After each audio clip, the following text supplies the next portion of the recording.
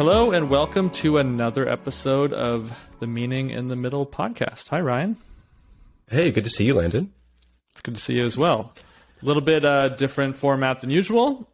Obviously, you're seeing us and you haven't before. It's been audio only up until this point. But we also have another very special edition. Ryan, tell our listeners about our very special guest. Brian, we're really excited to have you with us, everyone. This is Brian McLaren, and he has been, well, you've filled a lot of hats.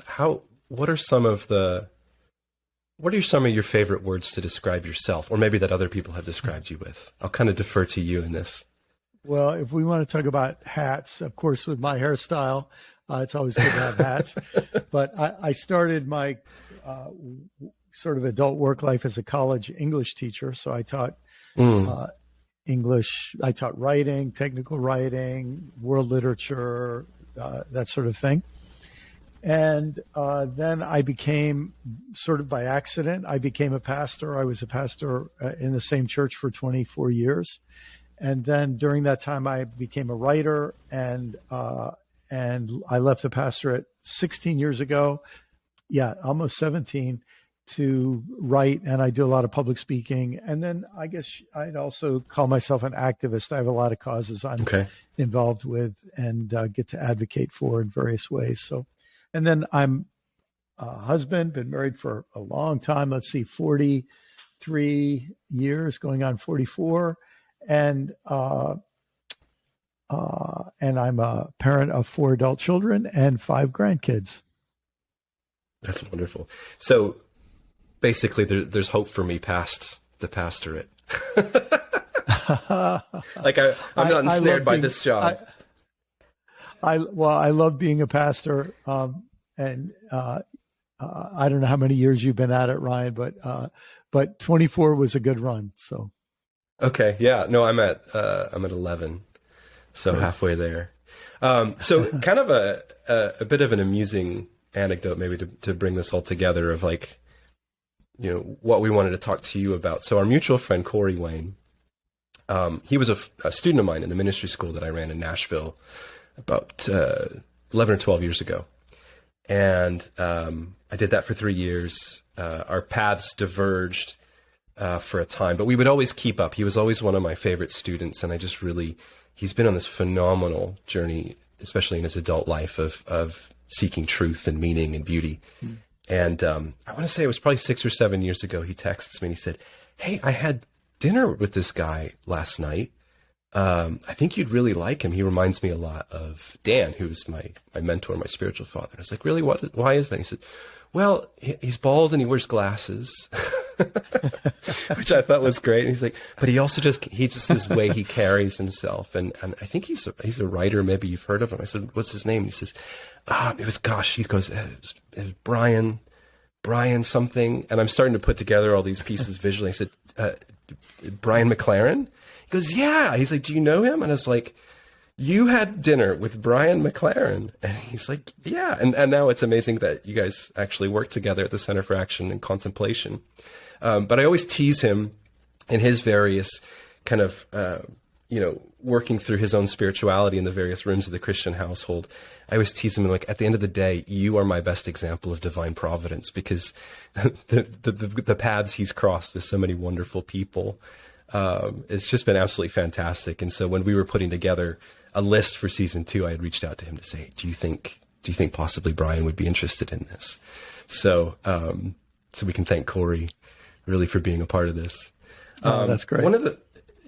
So like I said, I've been familiar with your work for about 20 years, and there was a couple books that you published in the early 2000s that were really formative for a lot of us, and many would credit you as one of the more instrumental voices at the beginning of what we're now kind of calling this era of deconstruction. And I was always curious, do you own your place in modern history in the American church, and how do you feel about that word? We've talked about this a lot on our podcast, like the words that we use, and are they valuable? Are they worth saving? Are they worth redeeming? Or do they kind of lose their flavor after a time?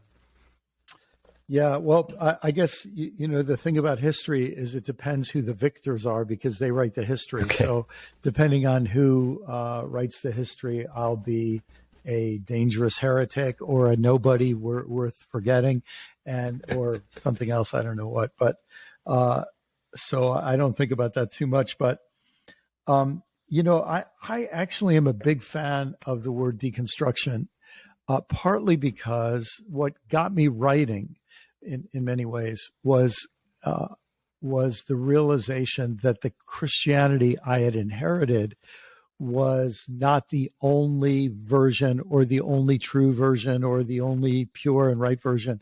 I had inherited a version that had a lot of history, and and one of the thinkers who helped me have permission to challenge and question that history was a Catholic novelist named Walker Percy, who I came across when I was in graduate school studying literature back in the 70s. I know it's a long time ago.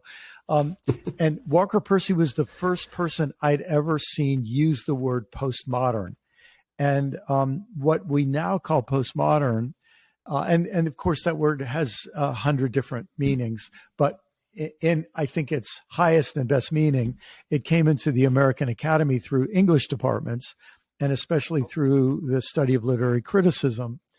And so Percy used this word, and because I did my master's thesis on him, I ended up going pretty deep into his work. And what helped me, the idea of postmodern means that modernity is about constructing all kinds of philosophical systems. What the French philosopher Baudrillard called totalizing meta-narratives, stories that explain everything. And when you become suspicious of those stories, because those stories are often used to oppress people and hurt people and pull the wool over people's eyes and reduce a complicated and rich reality to some very simple two-dimensional diagram or story.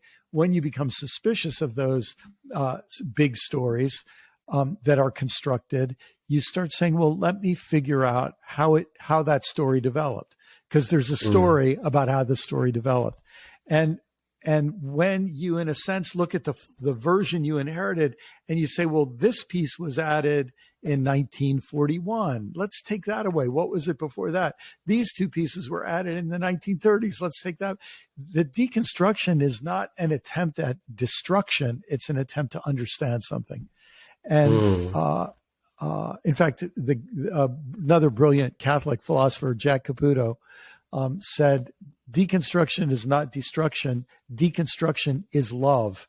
It means you love something enough, you really want to understand the story of how it came to be in its current form. So that was a big part of my own life, being able to scrutinize the version of the religion that I inherited and have permission to study its history closely.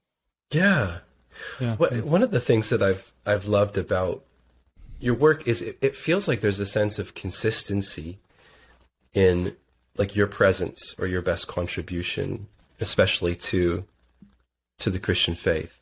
But in that, it seems like you've also you've been adaptable, and you kind of are demonstrating the thing that you're advocating for. And I've just always appreciated that it seems like you've integrated the idea of the journey and the sense of growth, and always being open-handed with what you believe, because it seems like many people, I'm sure it's certainly for myself, and I think for a time for Landon as well, like there's that fear of opening up or the fear of change, and we try to prevent change as much as possible. And I feel like that's this strange consistency that I've seen in your work, is the consistent insistence on the transformation. Well, it makes me happy to hear you say that, Ryan. If I try to be honest, I think I can understand why some people wouldn't want to have an ongoing corrigibility or Sure. Ability to keep learning. I think I can understand that. In my case, though, it's no virtue. I just have always been curious, and to suppress my curiosity would have been so destructive to how I work that I just couldn't do it. So I guess it's just a matter of something that I sort of grew up with that has stayed with me my whole life. Yeah. Mm. Yeah. We've teased this deconstruction idea, which again we've talked about a lot and is a big buzzword of sorts in a lot of circles now. How would you kind of high level, thinking about that trend of deconstruction, how would you kind of diagnose where Christianity is right now, sort of what you see as the landscape currently, at least in America? I think 80% of it is in a huge mess, and I think 20% of it is in a creative foment. So when you think about, I grew up evangelical, Protestant. I really grew up fundamentalist. Spent some years in the sort of high intensity charismatic world, some years in the Calvinist or Reformed world, if people know what that is, and some really weird years in a fusion of those. So as I said, I did my graduate work on a Catholic novelist and on a number of Catholic philosophers. So I've really been, interested in the broad range of what that word Christian means. But in the evangelical world, people anywhere close to my age have watched evangelicalism sell its soul. It's just become a pathetic, hollow caricature and mockery of what it was. And what it wasn't great. I grew up in an anti-intellectual, anti-science, very flat reading of the Bible. It wasn't great, but it is so much worse than what it was back then. And if you're Catholic, you've watched the Catholic Church have pedophilia scandals. And instead of an all-male clergy saying, hey, maybe we've got some problems, they double down on trying to control the bodies and lives of women as if women are the problem and they aren't part of the problem. I mean, just the ways that the Christian faith is making a fool of itself in so many of its forms are just staggering. Or even in Eastern Orthodoxy, since Putin's invasion of Ukraine, a lot of us in the West haven't paid attention to this, but there's been a fissure in Orthodoxy, really, that's never existed in history quite like this before. And watching the primate of the Russian Orthodox Church just sort of salute Putin the way a lot of white evangelicals did here with Trump, it's just straining the credulity of thinking people. And the people who say, well, the church is always right, so we'll go along with it, it's making them, to borrow some words from Jesus, into twice the sons of hell they would otherwise have been. So I think in the majority of the religion, it's a disaster right now. But I think as things get worse, other things begin to get better. And I think they're like, just to give two quick examples, over the last 100 years, a project that was exclusively almost 100% white male, privileged white males, and straight passing anyway, privileged white males, suddenly, first Black and Latinx and Asian and other voices said, hey, we have a seat at the table too. We're doing theology too. And women and feminist theologians and queer theologians. And so when you just think in the sense of scholarship over the last 100 years, the number of people doing Christian scholarship has expanded more in the last 100 years than it did in the first 1900 years of the religion's history in many ways. I mean, it's really exciting and staggering. And then the other thing that's happened just in the last 30, 40, 50 years, and it wasn't even known by anybody outside the academy until very recently, is that Christian scholars have engaged with science and with contemporary philosophy in really remarkable ways. And so that, I was brought up in a version of Christianity that thought Charles Darwin was the devil's best friend and didn't believe in evolution and touted a young Earth and all kinds of things that I now just think are sad and silly and harmful. But my gosh, what's been going on in recent decades at the interface between science and cosmology, science and astrophysics, science and, theology and astrophysics, theology and brain science. It's very, very exciting. And so right when some of the worst things are happening, the seeds are there. Of course, they could be squashed and trampled and forgotten, but the seeds are there for some good things, I think. Sorry for that long answer, but obviously that's the subject I think about a lot. That's wonderful.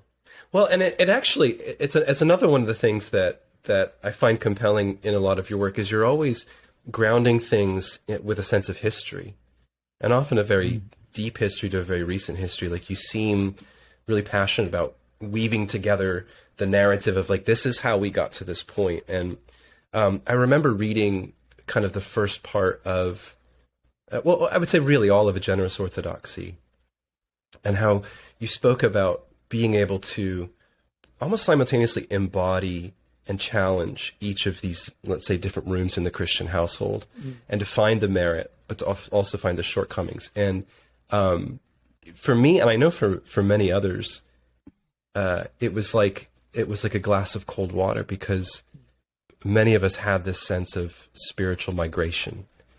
So I grew up, first Church of Ireland and then into the Episcopal Church here, so that my heritage is Anglican and non-American to a certain degree, and then beginning work in a vineyard church. So that's kind of charismatic renewal, 1970s Jesus movement stuff that I know was really impactful for you.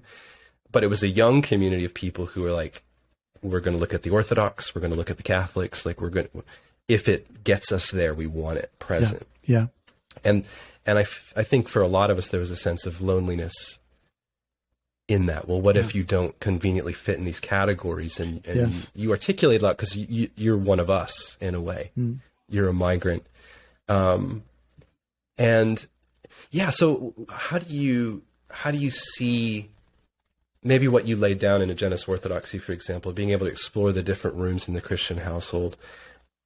Has your perspective on that changed at all in well, it'll be almost 20 years? I suppose that book's 18 years old now. Has your perspective changed, or do you still see the value in walking from room to room and finding the goodness? Yeah. So, Landon, that's a good question, and it's actually making me think of some things I haven't really thought that much about. One of them is, I think when I wrote Generous Orthodoxy, what I was trying to do, I mean, probably everything we do is like this, but in one sense, you write a book for other people, but in another sense, you're writing for yourself. Probably when you're a preacher, you preach for other people, but you're probably preaching to yourself in some ways. And part of what I was trying to do is the settings where I was in Christian settings, I felt were very rigid and very small.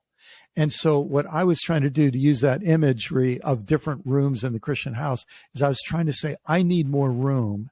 And so I want to find the positive things in as many of these rooms as possible. I just need more breathing room. I need more room to grow.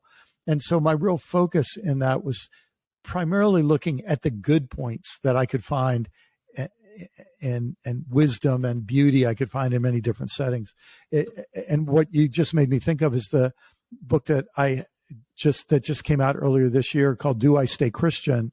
In a sense does the opposite. It says, let's try to look at the ugly things that have been in all of these different rooms of the Christian faith, because there's a way that you can look at beauty and use it to excuse the ugliness,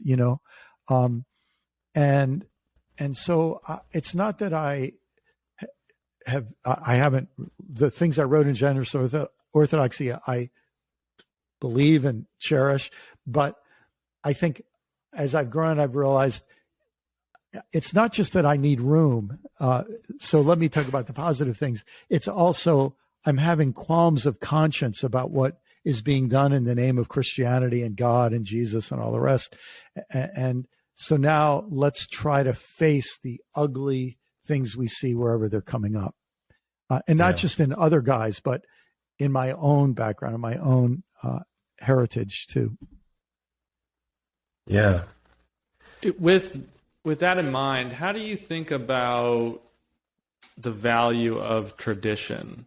So I think talked about these different rooms of the Christian household, and we've highlighted this fact that, Christianity in the West at least has been on this collision course with pluralism and kind of had a cultural monopoly for a while. And now I think, not to be overly simplistic, but the internet has sort of poured gasoline on that whole situation, to mix metaphors a bit. And I think there is this tendency in the deconstruction movement, and I think even in your work, you present a very malleable, evolving, dynamic kind of vision of Christianity. So I'd be interested to hear how you think about tradition and what the value of tradition, and how you kind of balance that tension of you're still Christian, we're advocating for something, but still kind of trying to sift through a lot of history, that's shaded by the good and the bad. Yeah, it's great to use that word tradition, because that's a word that really deserves to be deconstructed. Because the word itself could be used to promulgate a big lie. And the lie would be that things have always been a certain way. But, when you really study Christian history, it's very hard to think of anything that stayed the same. So, for example, the first thing when people think of Christianity, they think of core Christian doctrines. They think of a word like Trinity. And of course, then first you realize that word Trinity didn't exist for the first, 3 centuries of the Christian faith. So the Christian faith did just fine in its first 3 centuries without that word. And then it developed that word. I think it's a beautiful word. I think it's a beautiful concept. But here's the thing. When you look at the way people have understood and argued about the Trinity in the last, 1800 years, I mean, the understandings are very, very different. And so specific ideas that are part of the tradition change.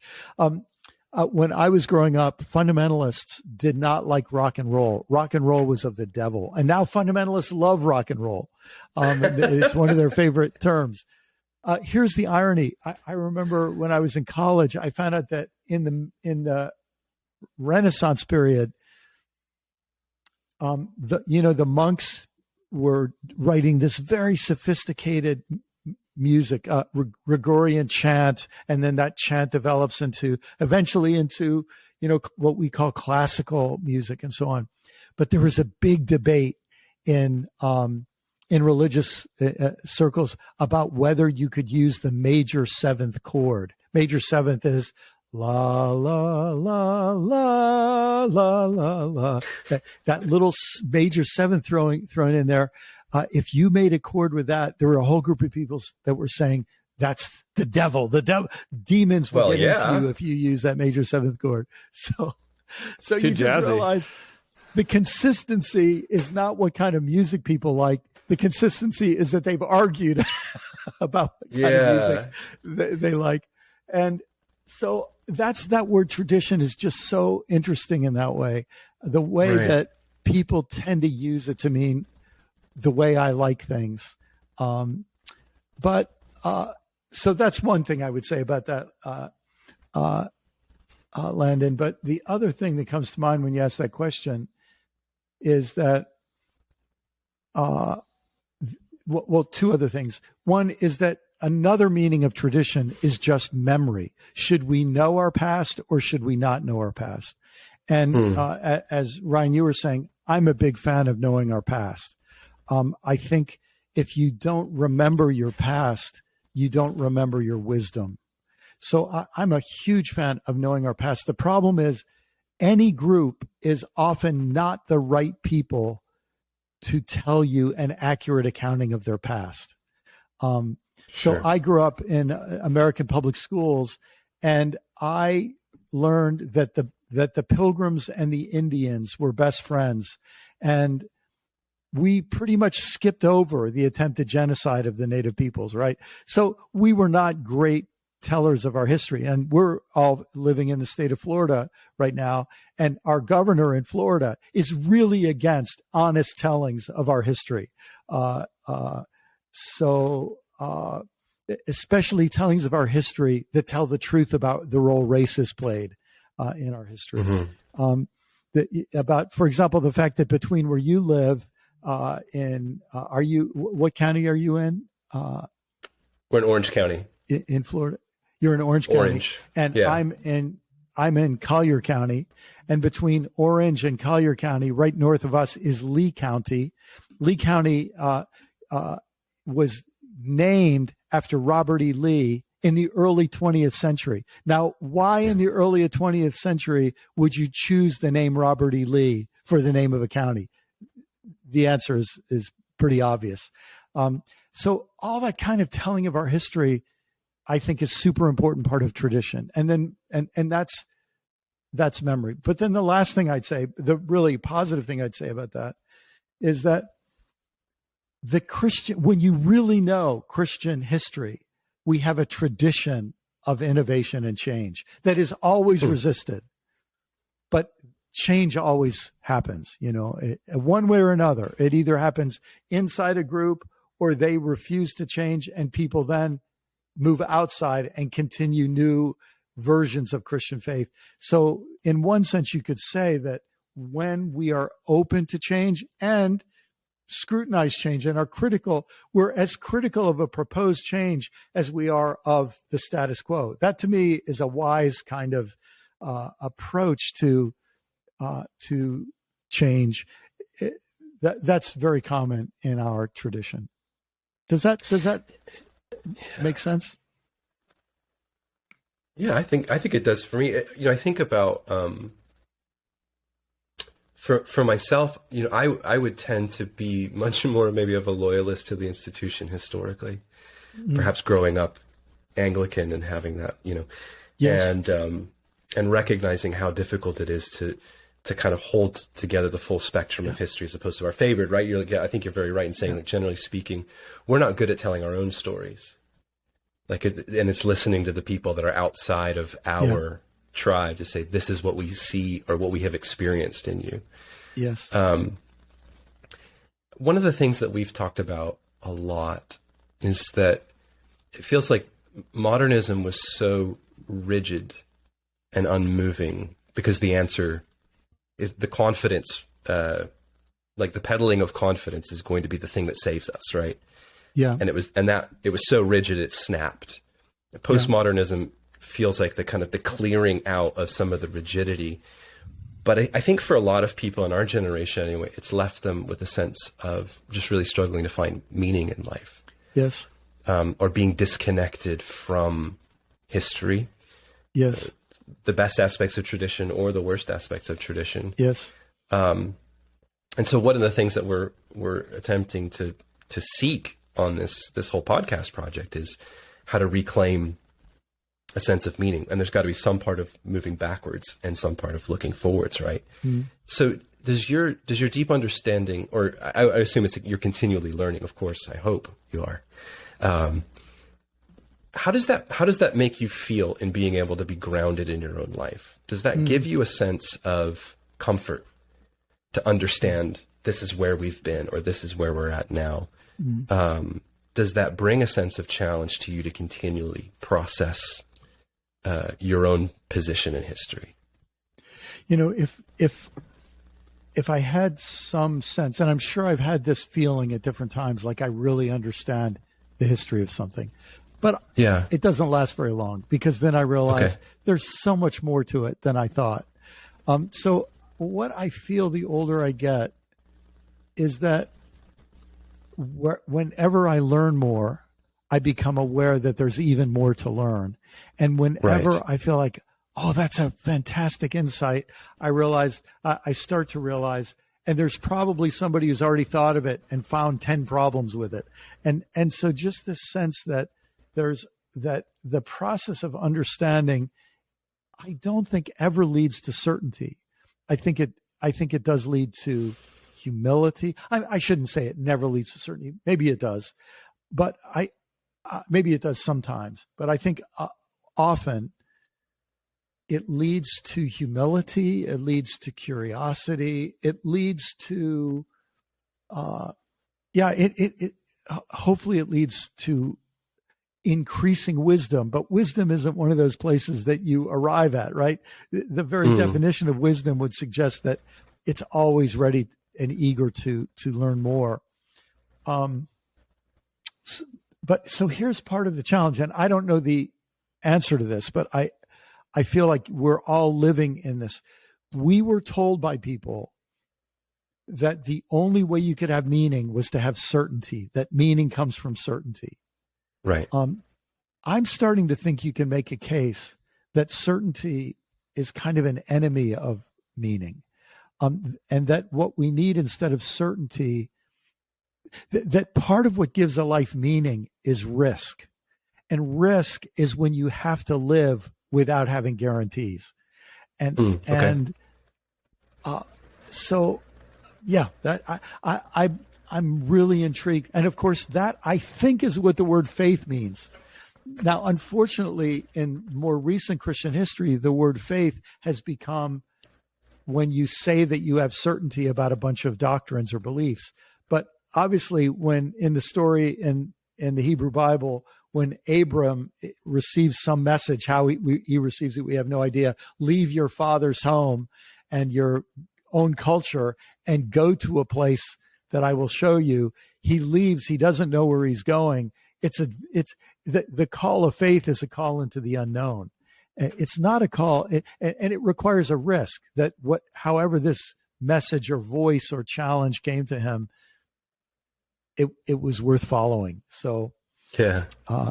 We did an episode about faith, and I presented Landon with 3 rather dissatisfying perspectives of Kierkegaard's faith is belief in the absurd. Tillich's faith is the state of being ultimately concerned. And I don't know if you know the work of Matthew Bates. He's a more recent biblical scholar, but he would do faith as allegiance, like a full embodied pursuit. But one of the things we were agreeing on is there's an activity to it. And there's like, it's like we put our confidence in the wrong place in that path. Like there should be, because I think a lot of times humility means don't have any confidence, and that's not. I think what you're speaking of, and I think it's what we speak of. Like there's a certain amount of confidence, but you have to reappropriate where you put that confidence, and to continue that sense of discovery and curiosity, potentially stepping into the unknown. Well said. In fact, I think very often where we use that word certainty, it would be smart for us to say, what would happen if I took that out and stuck the word confidence in instead? Because I think there's a proper confidence. There's excessive confidence.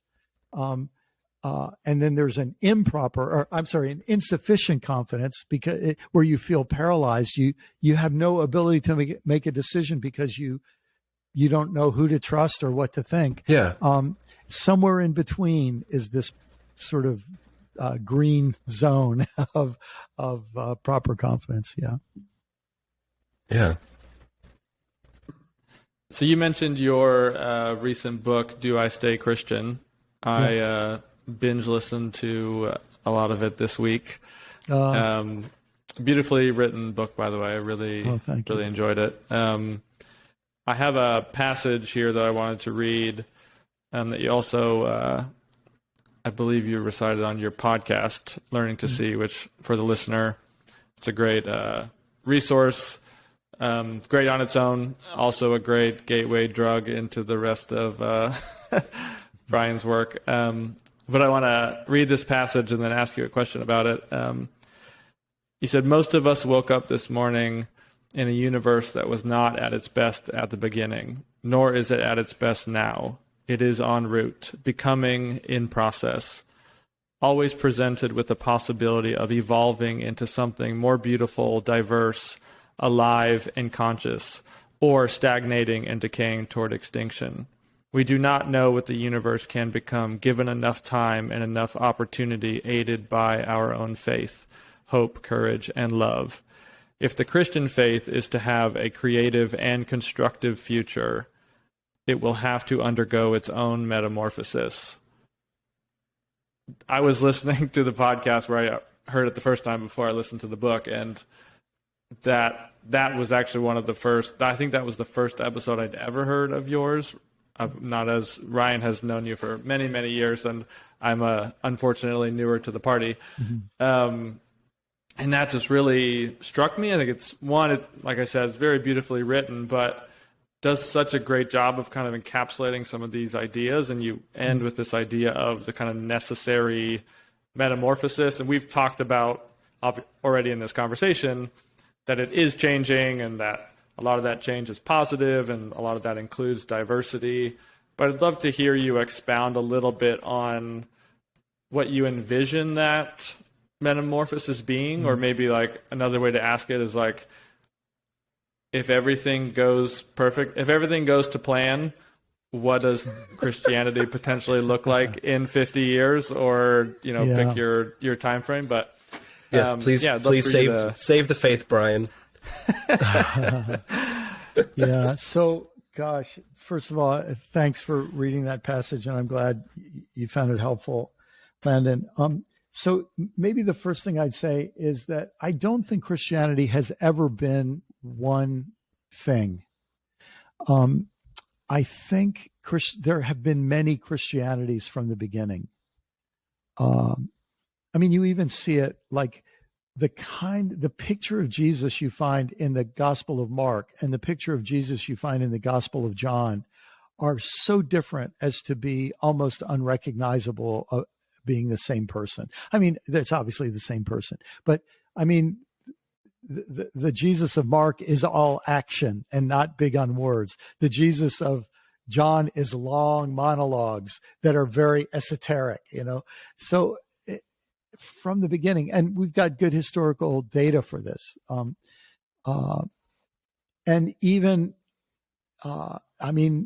what we called the Roman Catholic Church, had a big split from the Eastern Orthodox Church. So you had two different forms of Christianity, and the leaders of both mutually excommunicated each other. And of course, then Protestantism happened.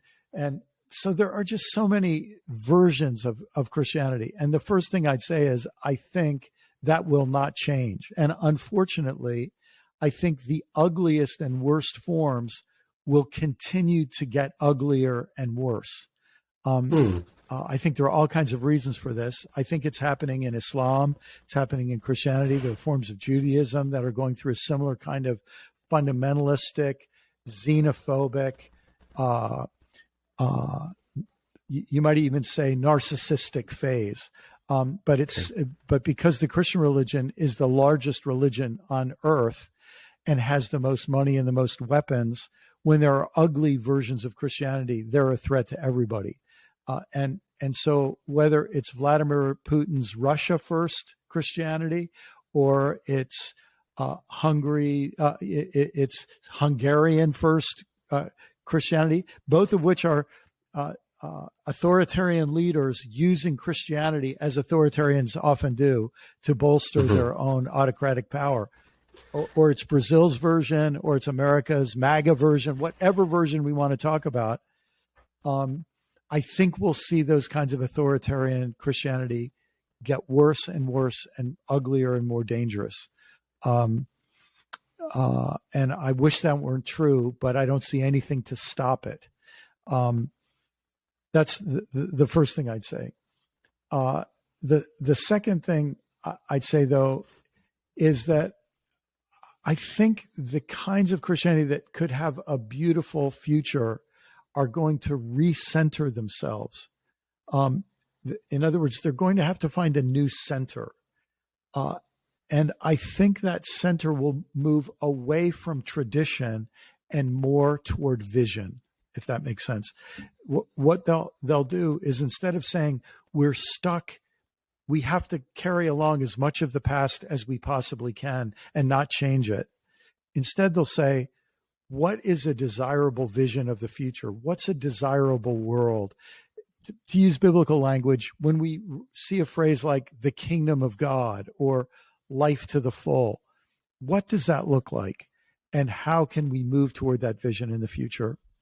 And I don't know any of the details of this, but I know that Landon, you and Ryan have been having a discussion about your own different paths and trajectories. And I know that you don't think of yourself as a theist. And I think people like you have an enormous contribution to this challenge right now, because one of the things we're going to have to do some serious work about is what we mean when we say the word God. When people decide they can't use the word God anymore, I'm super curious about that, because I think it becomes really worthwhile to talk about what are the problems, what is the baggage that feels problematic, what about the word feels dangerous and a threat to survival, if not for you or me, to somebody. And I think we face what could be a theological renaissance when we allow ourselves more freedom. Well, here's the way I like to say it. Those of us who grew up with the Bible, we realize that from a period of about 2000 BC, depending on how you read biblical history, to, let's say, somewhere around 400 BC, here you have this period of about 800 years when the biblical writers ostensibly lived and so on. They were allowed to use imagery from their age. They were allowed to use imagery that made sense in their world. They used contemporary imagery. And the question is, are we forever stuck using the imagery of the Iron Age?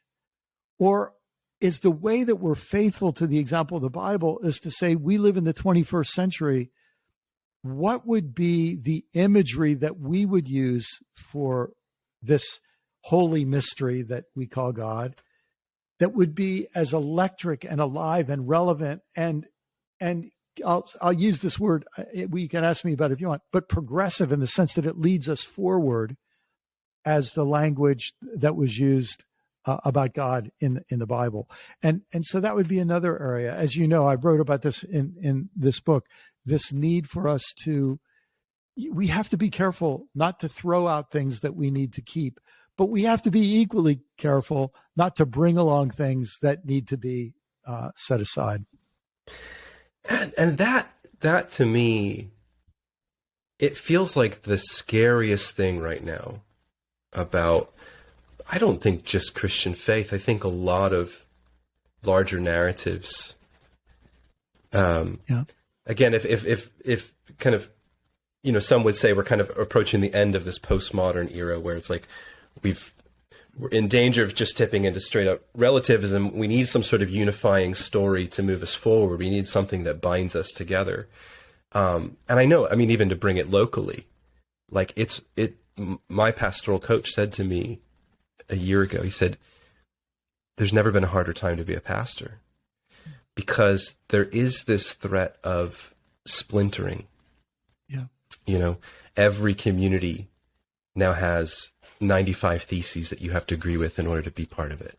And one thing that Lan and I have talked about, and it's not a both sidesism necessarily, but it's very easy to identify conservative fundamentalism. But there's also the reality of liberal fundamentalism. Yeah. Where all the mechanisms are still there, right? Like yes. Certainty as safety, confidence, power. There are lines of who's in and who's out, and it's very hard to be a pastor right now and to try to hold together a church that brings in diversity. Because I've heard it from, who was it? Maybe Jonathan Haidt was talking about it recently, who's a social psychologist, and I heard Scott McKnight talk about in the church that diversity, one of the aspects of diversity is suffering. Yeah. like you cannot embrace diversity without also embracing the suffering of being alongside of people who don't think and feel like you. Yes. So I don't know, does that, maybe you said you kind of opened the door there for talking about the word progressive. Does that lead into that in some way? Like, how do we not retreat into our tiny little tribes where the demand is still, we all think and feel and act exactly the same way? Yeah. Yeah. Yeah. I think it's messy. I don't see any way forward on this. I just, I saw a tweet a couple of hours ago. Someone said, I'm really glad Dietrich Bonhoeffer didn't look for a third way between Nazism and the confessing church. Right. So there come times where you have to make a stand and you have to take a risk to say, I'm not going to go along with that. I just can't in good conscience be part of that.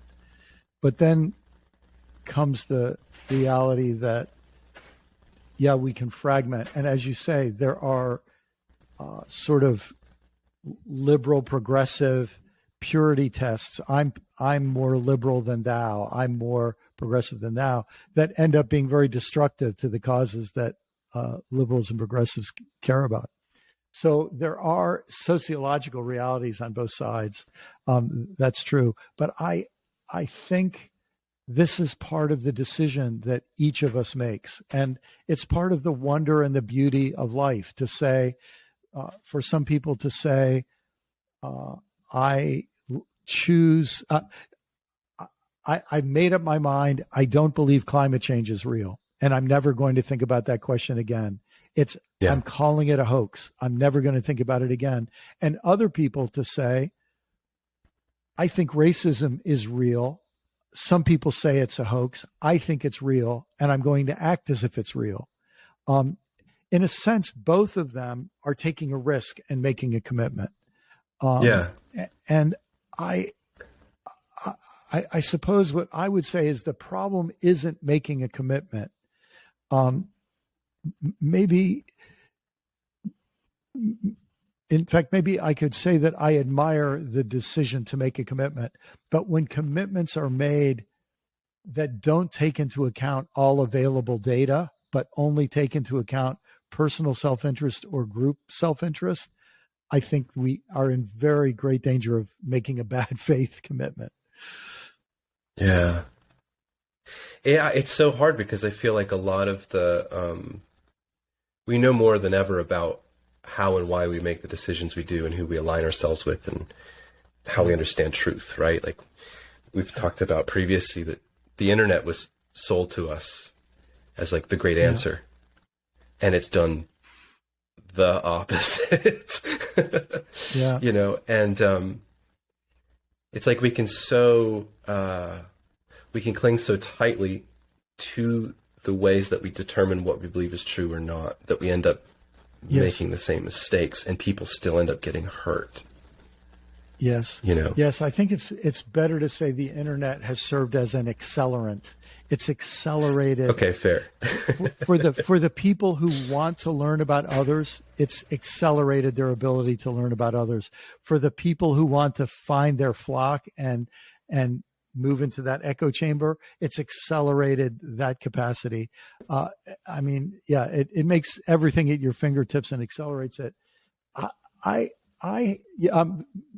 Landon mentioned I do a pod about 12 episodes of a podcast every year with Center for Action and Contemplation called Learning How to See. In the first season, we talked about biases. And that's what has really helped me come to terms with what happens on the internet or on cable news or whatever, is that we develop a set of ideas and then it's very inconvenient to have to challenge them.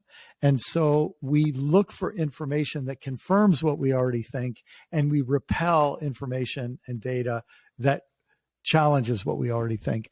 And this to me is why when Jesus shows up on the scene and the first word out of his lips again and again is repent. Repent means think, have second thoughts. I might paraphrase it, challenge your confirmation bias and be open to something new. And that, it seems to me, is, it's one of the great opportunities and challenges of life. Yeah. Well, that kind of leads into, we wanted to kind of have big picture view of how you see Christianity and perhaps faith in general, and perhaps this human moment. And maybe bringing it down more into like some of those skills that we need to develop in moving forward. And I loved your work on biases. There was a few in there I was familiar with, and a few that I wasn't. I had never really considered, which is great. I assume that's why you're doing it. What's your favorite bias? Favorite kind of bias? What was the one that just brought you the most? When you got it together, you're like, oh, this is so satisfying to name. And they all are C's, and I love, they all begin with C because you're a good pastor. But right. What was the one that just really got you going? Well, I mean, the one that's most powerful, I think, is confirmation bias. And the second most powerful is probably community bias, meaning that we like to believe what our community believes. Maybe the most powerful is cash bias, that it's very hard for us to believe something that will cost us money or get in the way of us making money. But the one that was most interesting to me was competency bias, which is, psychologists refer to it as the Dunning-Kruger hypothesis, which is we're big fans that we're incompetent to assess how competent we are. That we all think we're slightly above average as our baseline, and it, as soon as you think about it, it really makes sense, because when you're ignorant, you have no idea how much more some people know than you know. Part of your ignorance is not knowing how little you know and how much others know. But when you're knowledgeable, you're very aware of how other people know way more than you do about the subject. So we can overestimate what we know and underestimate what we know or can do. And it just brings you back to humility and curiosity. And yeah, but that was one of my favorites. I'll tell you another one that's super relevant. Sure. Is catastrophe bias. And of course, we're speaking, we had a visit from Hurricane Ian, and then he came to your neighborhood. I hope you guys did okay. Yes. In the storm. Thankfully we did, but there was a lot of Greater Orlando that got pretty demolished, and we're not prepped for that like a lot of people on the coast would be. That's right. Yeah, it was. I didn't hear about it when it was happening because we had no electricity or television or anything. But I later heard, that it really walloped you guys and caused terrible flooding. But catastrophes affect us very, very deeply. And the flip side of there's a saying that epitomizes catastrophe bias. If a cat sits on a hot stove, it will never sit on a hot stove again. It will never sit on a cold stove either. Meaning we react to super painful experiences with a trauma response, and we just never want to get close to that again. The flip side of catastrophe bias is called normalcy bias. And that is, if things change for the worse or for the better very, very slowly, we hardly notice. We're prepared to notice fast change, but it's very hard for us to notice slow, gradual change. So those are a few. That is so fascinating. Yeah. And all of this has to do with things that we're discovering about how the brain works. And it's one of the reasons I'm just so interested in brain science. And I love empirical data where we actually, run people through experiments so that we can see how these things play out. Yeah. I genuinely love how curious you are. And it just seems like it gives you life to be curious, where I think for a lot of people, perhaps it's scary or it's draining to take in information. How do you take care of yourself in that? Because sometimes I think we can get so overwhelmed by the amount of information presented to us, or that pressure to understand sometimes very new things that are coming up to us, or because there's so much information that it just overwhelms us, and that often causes that desire to retreat. How do you take care of yourself in that pursuit? Well, I think sometimes I lose my balance and don't take care of myself very well. Sorry, I think we're freezing. I don't know if I'm still frozen or if we've unfrozen. You just came back. You just came back. Okay, great. But I guess what I would say is, I suppose it's one of the, I think I'm very sympathetic to young people who feel overwhelmed by information, because there's a certain sense that it's very threatening when you don't know very much and you're clinging very tightly to what you know. Confirmation bias is super powerful then, because you don't want to accept information that's going to cause you trouble and make your life more difficult. Yes, right. Especially when you're in a period of life where life is hard enough as it is, when you've got kids pulling the internet out of the wall and you've got, all kinds of challenges and problems. Life is difficult enough. But one of the interesting things that happens is, if you live long enough, you start to see certain patterns, and those patterns sort of help you process. They help you process more. You don't need to. It's not that you're just handling individual pieces of data. You're seeing patterns and things, and that seems to be what happens. Now, you can be wrong in your interpretation of those patterns too, and that's when you make a big mistake and you think, I thought things were working this way. I didn't see it clearly. And we deal with that with outside information. We also deal with it with inside information. Like, I remember a few years ago when I was around somebody who every single thing that you brought up, he would tell you a story about it from his own life. And I remember thinking, I'm getting pretty tired of this guy's stories. He thinks that every subject that makes a connection to his life, he's obligated to tell us a story about it. And then I realized I do that all the time.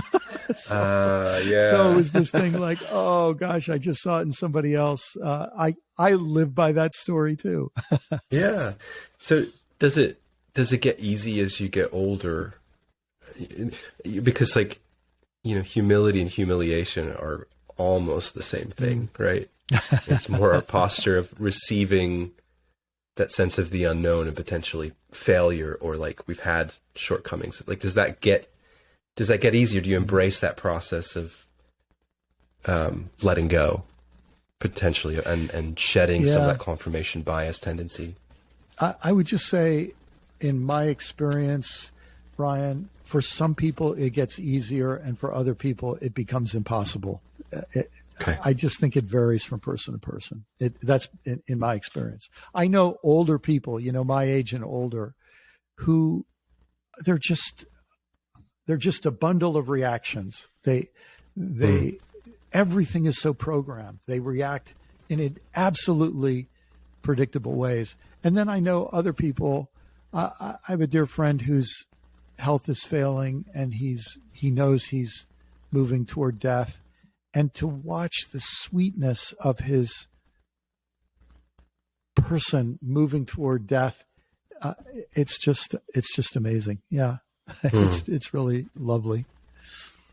Wow. Landon, so Brian, you've talked about, or a big theme, obviously, of a lot of your work and a lot in this conversation is this openness and flexibility, and you do not pull punches in your critiques of Christianity, and even in your new book, Do I Stay Christian? Part 1 is kind of dedicated to the con column on the pros and cons of why to potentially be a Christian or not. And you're pretty direct about those blemishes, right? About those past injustices, and you mentioned many of them in this conversation. And if I could turn that title kind of back on you a little bit, why do you stay a Christian? Why are you a Christian? If some people might say, okay, if you're so aware of this dark past, right, and so willing to call them out and speak about them, and to speak about even the present ones, and to talk about this kind of dynamic flexibility, why haven't you just become a New Age spiritualist, right, where everyone's right in their own way, we're all kind of chasing the divine and kind of go into this very vague language? Why are you a Christian? Well, as you know, Landon, when I wrote the book, the first 10 chapters are no, and the next 10 chapters are yes. And so I gave 10 answers to that question that all ring true for me, and I've seen ring true for a lot of other people. Maybe I'll just mention, maybe I'll mention two of those answers. One is that if I were to leave Christianity, because I were to just say there's too much wrong with it and I don't want to be associated with it anymore, I'm not sure where I would go to be better off. If I said, well, I'm going to become Muslim or Jewish or Buddhist, if you were to compare the ideal form of Islam or Judaism or Buddhism with a corrupted form of Christianity, it would look better. But once you would be in real Buddhism or Judaism or Islam, you would find out that there is a dark side there too. And I don't know if this has been your experience, but I talk about a friend of mine in the book who left Christianity and left theism and became a very committed atheist. But then she said, shoot, I discovered that there are as many arrogant, bigoted, know-it-all atheists as there are religious We're humans people. too. Yeah, exactly. And that's sort of the thing that hits. Debatable. That's the whole point of this podcast, right? That's right.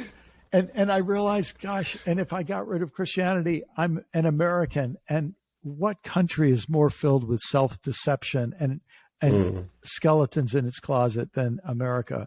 Well, where would I like to go? And then you just realize, oh, crap.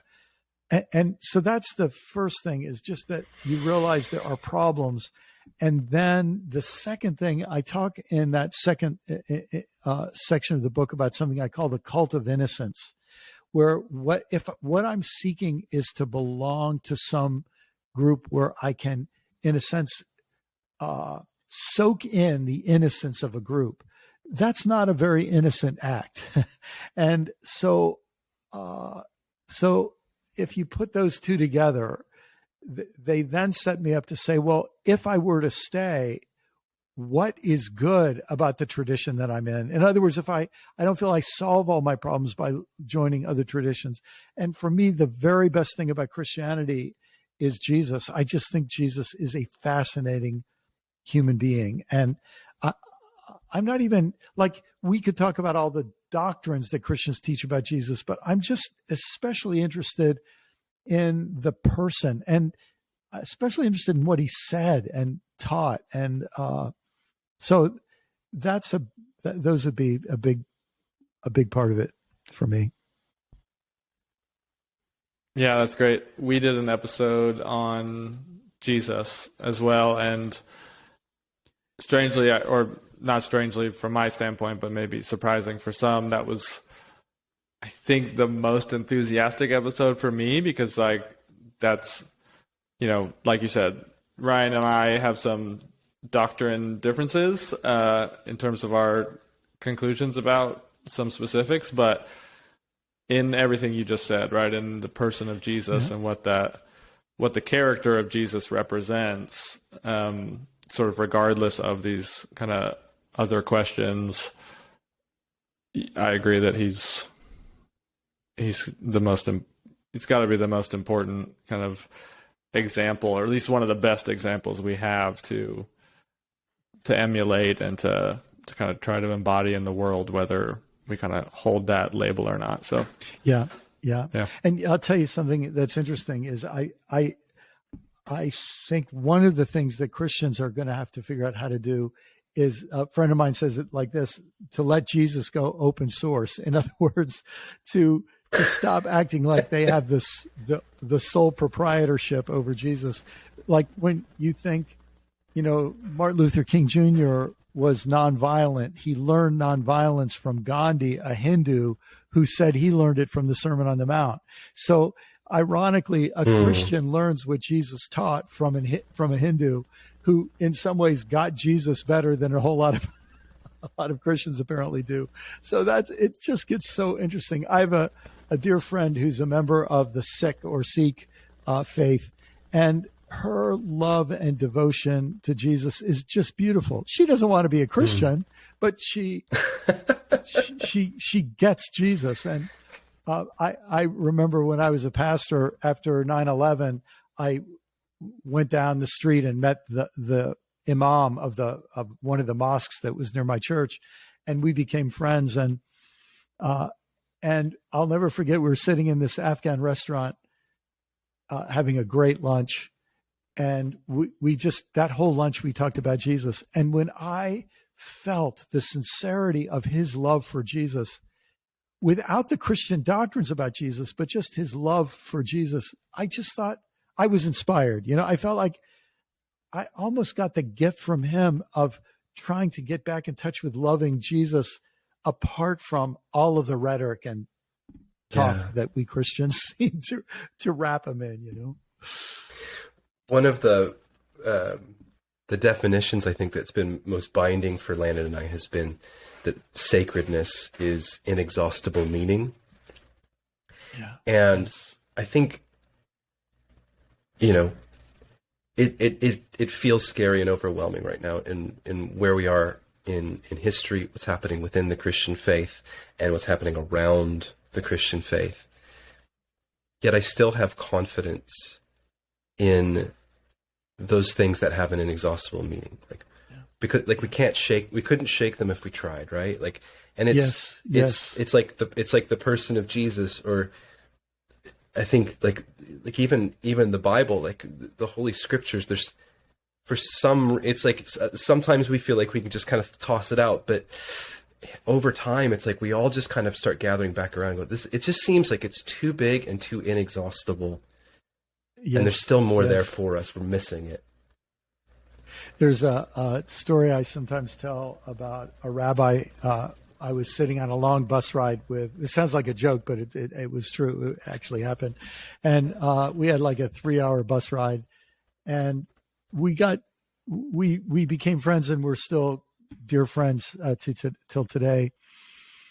And we got to the point where she said, "Can I ask you a question about Christianity?" I said, "Sure." She said, "What's the deal with doctrines?" I said, "Well, what do you mean?" She said, "You guys have this idea that you have to agree on everything." She said, "You get 12 Jews in a room and we have 13 opinions. Our whole idea is," well, and here's what she said. Oh, she said, "And why you'd ever think that there's one right interpretation of a Bible passage?" She said, and she used exactly the phrase you used. She said, "For us, the Bible is a bottomless well of meaning. Why you would want to reduce that to one little statement, I will never understand." It was just a great conversation. But I love that. Bottomless well is very much like an inexhaustible meaning. Yeah. And gosh, this is to me what happens in a way that one of the reasons why the little podcast I do is called Learning How to See. I mean, you get to the point where anything you look at, you start to see there's so much depth to it. There's so much meaning if we have the ability to see it. And to find a sense of joy and groundedness in that spirit of discovery as well. Yes. How to convert that from being an overwhelming fear, yes, to the actual sense of joy that comes from staying connected and continuing to pursue what has to pursue inexhaustible meaning, to pursue the sacred, that just feels like that's one of the great tasks of our time, because we can't rest on our laurels, for, even like I'd say maybe your parents' generation and prior, where it's like, you're Lutheran, I'm Lutheran, everyone's Lutheran. We got our Lutheran things. Like, we don't have to think about it anymore. Yes. But we don't have that luxury anymore. And now it's just like, how do we convert those energies from being a source of fear, or guilt or shame or anxiety, to be those energies being the thing that keeps us alive? Yeah. My gosh, that's beautifully said. Well, and it makes me think of why you two keep your conversation going, because in this book, Do I Stay Christian? When I get to the end of the book, the last third of the book, I basically say, look, some people are going to stay Christian, some people aren't, but how are we going to live? and when then we start talking about how do we render ourselves open to that meaning, and how do we keep living in that joy? Yeah, suddenly there will always be more to talk about when we take that question. How are we going to live? Seriously. Truly. Brian, it has been an incredible honor to have you on. You're one of our favorite heretics.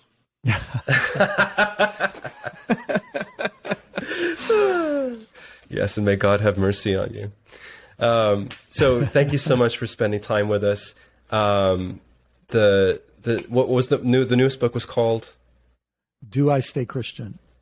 Do I Stay Christian? And then the podcast. Learning How to See. Yeah, and so both of those are available.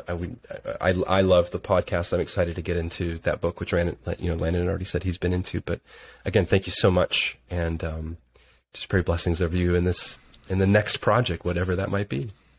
Well, thanks, and thank you guys for doing this podcast, and for your friendship, and for letting me enter into it tonight. Thanks.